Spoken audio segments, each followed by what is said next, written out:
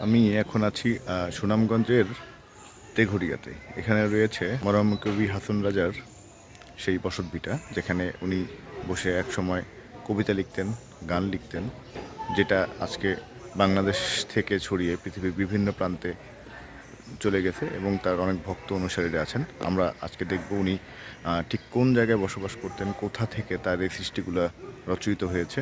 চলুন দেখে আসি।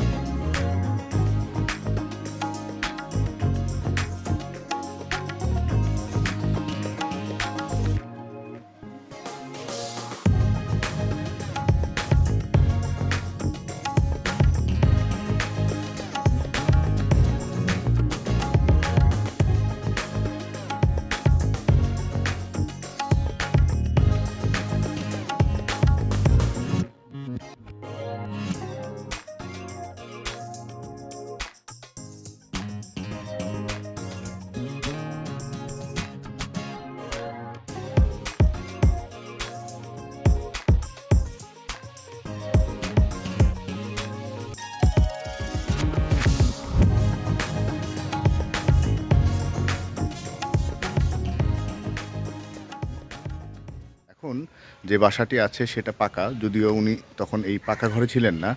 উনি আমি আপনাদেরকে একটু দেখাই। এখানে লেখা আছে যে এই ভিটের উপর দাঁড়িয়ে ছিল মরমী কবি হাসন রাজার ছন দিয়ে নির্মিত আটচালা একটি ঘর। এখানে বসেই তিনি গান রচনা করতেন। ভক্তরা এবং অনুসারীরা সেখানে গান গাইতেন। পিছনে পুকুরের পরিবেশ আরও সুন্দর নৈসর্গিক করে তুলত।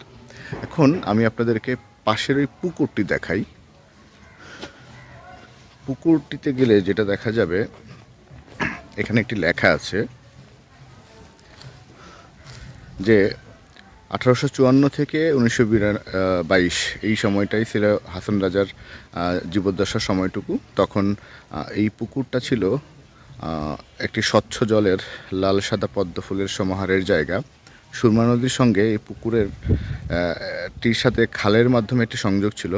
কবি পুকুরঘাট থেকে দূরবর্তী স্থানের তখন নৌকায় করে ভ্রমণে বের হতেন। এইটা হলো হাসন রাজার সেই এলাকা। এখানে পরবর্তীতে অনেক ঘর তৈরি করা হয়েছে। সেখানে হাসন রাজার বংশধর যারা আছেন তারা বসবাস করেন।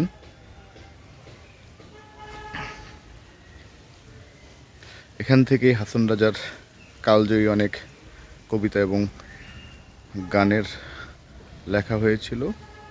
এই সেই জায়গা, এই পুকুর ঘাটটি ছিল সবার গান বাজনা করার একটি পছন্দের জায়গা।